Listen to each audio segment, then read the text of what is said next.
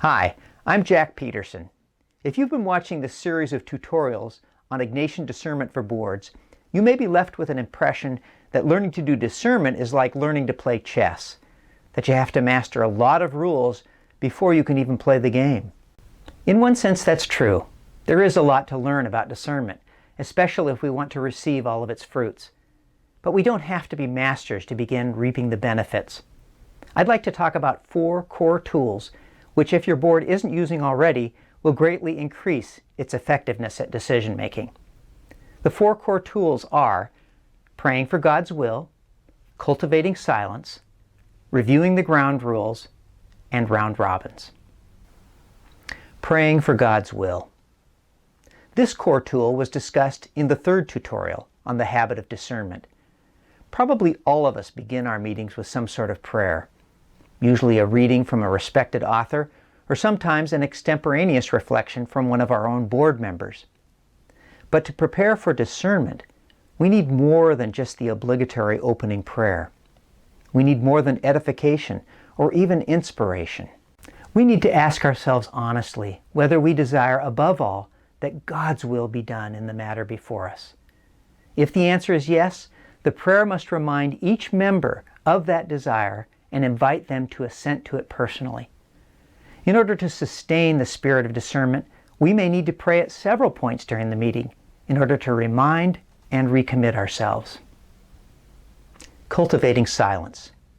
This core tool was also discussed in Tutorial 3 as one of the habits of discernment.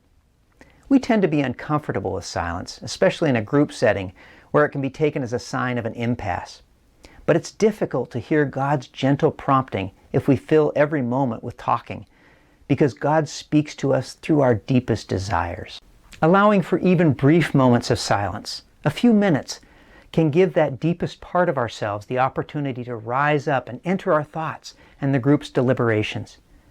It can also give us the opportunity to tell God again that we want to do His will. Reviewing the ground rules. In a previous tutorial, we talked about the ground rules for group discernment: listening deeply, trusting others' intentions, sharing our own insights and experience, and having the freedom to let go of our own positions. Simply having ground rules isn't enough. We need to review them prior to important deliberations, and even during them, to keep the group centered and open to God's guiding grace. Round robins. Because group members will range from highly extroverted to highly introverted, board discussions will often be dominated by just a few people. It's usually not intentional, it's just the way people are. So it helps to incorporate in the discussion a point where the chair asks each person in turn to speak to the issue. This round robin will give the quieter members the opportunity to express themselves and the more talkative to hear them. Even if this can be done only once in a meeting, forcing the introverts to share what they've been thinking and the extroverts into listening mode will encourage a more balanced discussion throughout the meeting.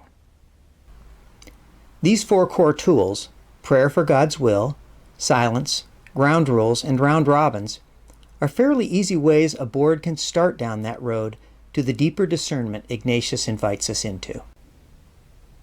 Thanks for your willingness to begin this journey with your board. This is our final tutorial on board discernment. I hope that these tutorials and the resources available from Managing for Mission will help you along the way. To access those tools, simply click from this tutorial to our website. And God bless.